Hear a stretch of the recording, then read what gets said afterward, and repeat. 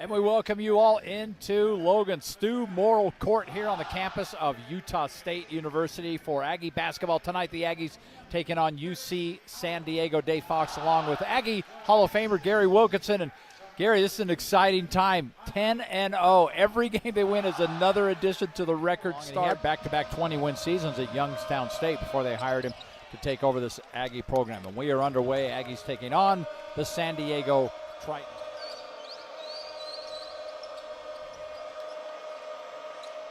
Aniwaniwa Tait-Jones is number 12. He's the leading scorer on this team, averaging 17 a game. And he's going to kick it out on another three as, oh my word, Kapich banked that in. They got the one dunk. Oh, there were a lot of them. Foul on Johnson as Tait-Jones driving to the hoop. Take another look. That's okay. I think for Johnson, it's good to have a little physicality. I think having that helps you get in your mind in the game, helps you get in a rhythm like I talk about quite often. And I think that will be helpful for him. Aniwaniwa from New Zealand. He's a transfer from Hawaii Hilo. So from New Zealand, he's coming further and further north. And now it's San Diego. I don't remember him from New Zealand. I lived there for 3 years playing basketball. I knew some Tates and I knew some Joneses, but no Tait-Jones. Yeah.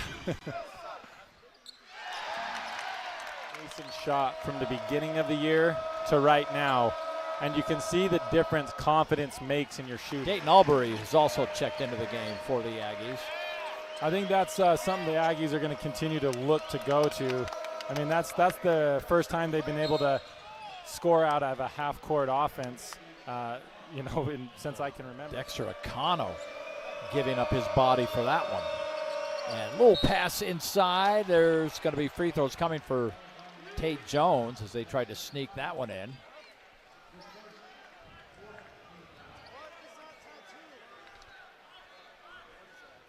And the New Zealander, who had 21 points, 5 rebounds against Idaho on Sunday, comes in here averaging 17 points and 5 rebounds a game for this team.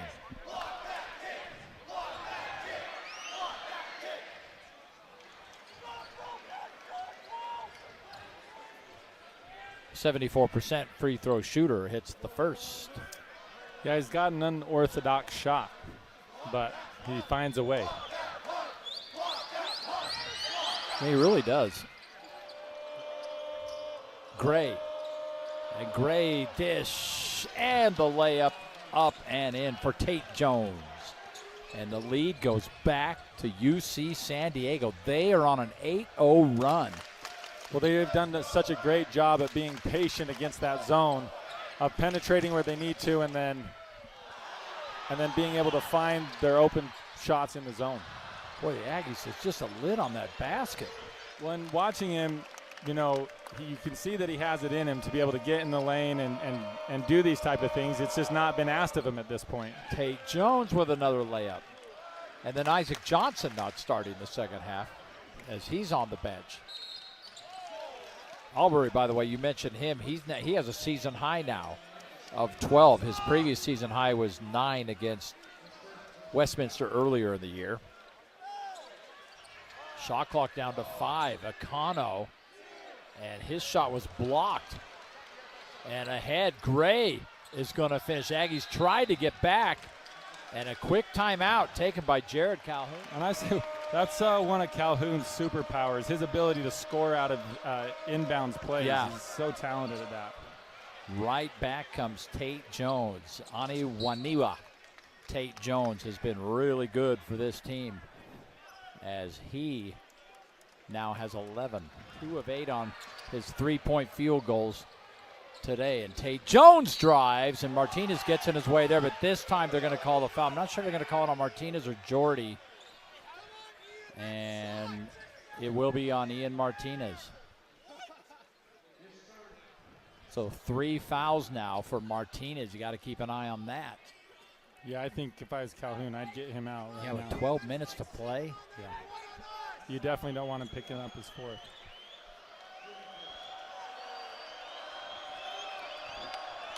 So Tait-Jones goes to the free throw line and connects.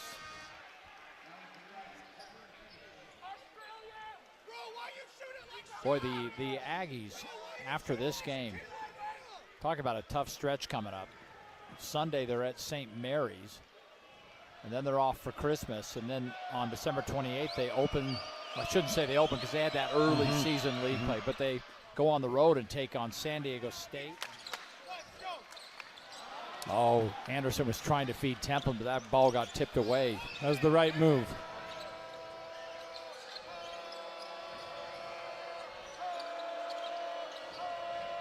Aggies doing a great job. Ooh. Oh, no. Yeah, I was about to say that, picking up cutters, but right as that happened. This one's on Falslev. You'll see it right there. And Mason does have a tendency, early in the season especially, he likes to get his hand in there and try to get deflections, and you'll come away with a few fouls doing that. So Tait-Jones back to the free throw line.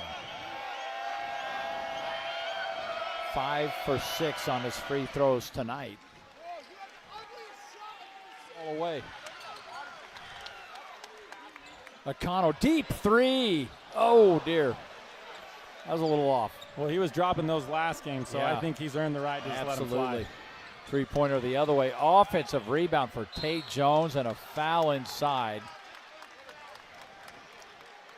And that's going to go on Templin. Well, like we talked about earlier, I mean, you got to make the other team earn some shots. Templin helped over, wasn't going to let him get the shot off and with a foul. So, well, if Templin runs into you, you're earning whatever you can get. That is true. Back to the free throw line for Tait-Jones. 6 of 8 on the night. This is his 9th free throw that he shot tonight. Yeah, and then the Aggies' next foul is in the double bonus. Yeah, San Diego, UC San Diego with 6. The Aggies with 9, and Mason Falslev will go to the bench for a breather. Not really any other foul trouble on this Aggie team aside for Ian Martinez, but they're going to have to leave him there for a little while and just see how the Aggies hang there. Tait-Jones has scored the last 7 points for UC San Diego. He has been big. And a foul there. The last field goal that UC San Diego hit was at the 13-19 mark.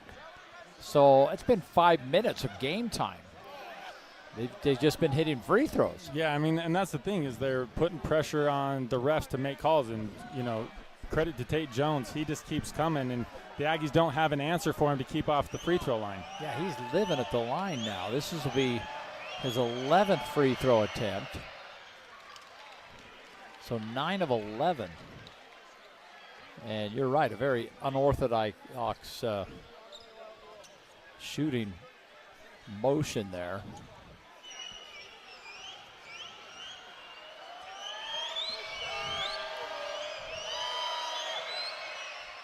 And 10 of 12 at the free throw line for Tait-Jones. Wow. Credit Mason Falslev for forcing that, and Akano at the other end can't get the ball to fall. Oh, there's just been a lid on that hoop at times in this second half. Three-pointer up on the way, no. And Falslev can't get to it.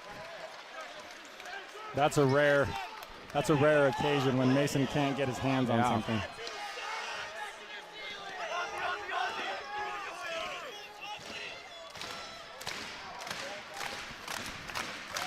It's not a very fun experience to be a player right by the fans.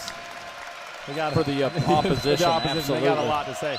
Tait-Jones right to the basket. Can't let him do that. We're tied again. He's got to hustle. Martinez for 3. And he can't get that to go. And Templin up and in.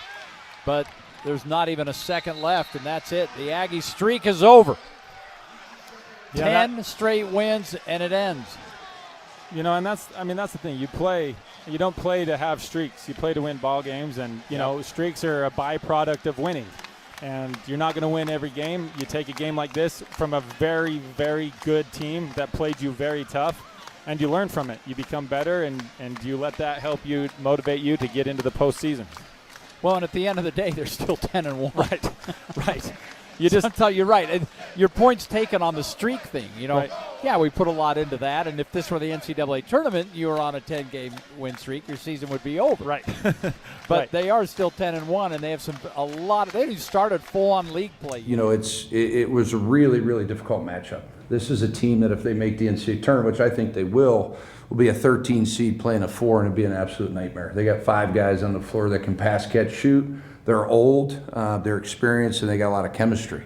So what we got to understand is, we had 2 days to get ready. They had 1. Sometimes it works when you have a little bit of rhythm, but we got to understand personnel better. I mean, we talked, pretty much all week about Tait-Jones. He can't shoot, but he gets 20 in 8. I've talked to 5 coaches and said, Coach, you will look at the stat sheet after the game. He'll have 18 to 20 points, and he won't make a 3. Sure enough, 20 points, 6 rebounds. That's what he did. So there's a lot to learn from this. You have some humility when you win. You have to have humility when you lose, and you have to give credit where credit's due. This is a good basketball team. This is like a top 50 Ken Palm team. This is not like just because they're in some conference that's not as rated high as ours. You watch what I tell you, they're going to win a ton of basketball games. So first of all, you got to give them credit, but then you can't be happy.